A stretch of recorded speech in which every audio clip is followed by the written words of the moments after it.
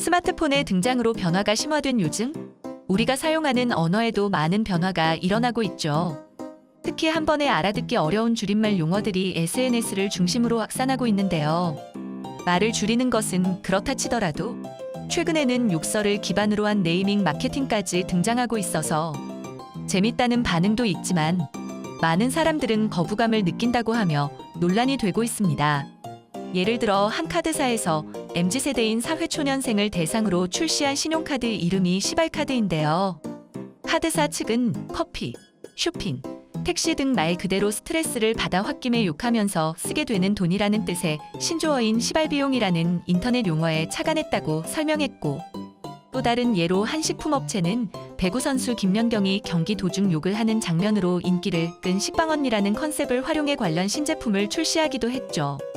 이렇듯 언어 유희를 이용한 욕설 마케팅이 연이어 등장하자 재미있다는 반응보단 불편하다는 의견이 상당한데요. 사람들은 왜 욕설에 이런 반응을 보여 마케팅에 활용까지 하게 되는 걸까요? 이런 마케팅이 아니라도 우리는 생활하면서 발가락을 어딘가에 찧어박고 교통체증으로 차 안에서 옴짝달싹하지 못하는 상황에 처하거나 커피를 쏟아본 적이 있는데 이럴 때면 나도 모르게 욕을 하는 경우가 많죠. 오늘은 이런 욕설 반응과 왜 욕을 하게 되는 건지에 대한 과학적인 원리에 대해 알아봤습니다. 욕설을 뱉고 나면 시원한 느낌이 드시나요?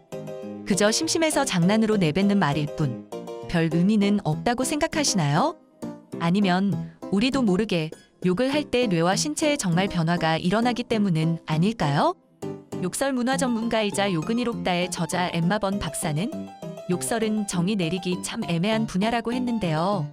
그녀는 우리는 충격에 빠지거나 매우 놀라울 때, 누군가를 모욕하고 싶을 때, 혹은 뭔가 흥미로울 때 욕을 한다면서 욕설은 특정 공동체, 언어 집단, 사회, 국가 또는 종교 안에서 공동의 이해가 있어야 통용되는 문화적 현상으로 규정했어요. 또한 욕설에는 한 가지 핵심 요소가 있는데 바로 해당 문화권이 금기시하는 내용을 포함해야 한다는군요. 하지만 그걸로 욕을 하는 이유는 설명되지 않는데요. 우리는 왜 욕을 하는 걸까요? 일반적으로 우리는 기쁘거나 놀랐을 때, 후회나 고통, 분노를 느낄 때 욕을 하는데요. 아마도 욕을 하는 것이 감정을 표현하는 가장 극적인 방식으로 활용되고 있는 건 분명해 보여요. 스트레스를 받는 상황이나 예상치 못한 상황이 닥쳤을 때 반사적으로 욕이 나오고, 그러고 나면 기분이 꽤 괜찮아진다고 생각하는 사람들이 많다는데요. 과연 사실일까요? 이에 대해 영국 키일 대학교 심리학과 리처드 스티븐스 박사는 실험을 통해 욕설을 할 땐 중립적 언어를 쓸 때보다 심박수가 증가한다며, 스트레스가 올라가면 오히려 고통을 느끼지 못하는, 즉 통각 상실 기능이 몸에서 작동하기 시작한다는 점을 이유로 들었습니다. 즉, 극한 상황에서 욕을 하는 것은 스트레스 증가를 통해 고통을 줄여주고 감각을 상실하는 실제적인 물리적 효과를 준다는 거예요. 물론 욕을 하는 것만으로 모든 문제를 해결할 수는 없지만 최소한의 방어기제 같은 역할 수행에는 충분한 효과가 있다는군요. 욕 문화는 각 나라마다 표현 방식이나 내용이 다를지라도 반드시 존재하는 문화라는데요.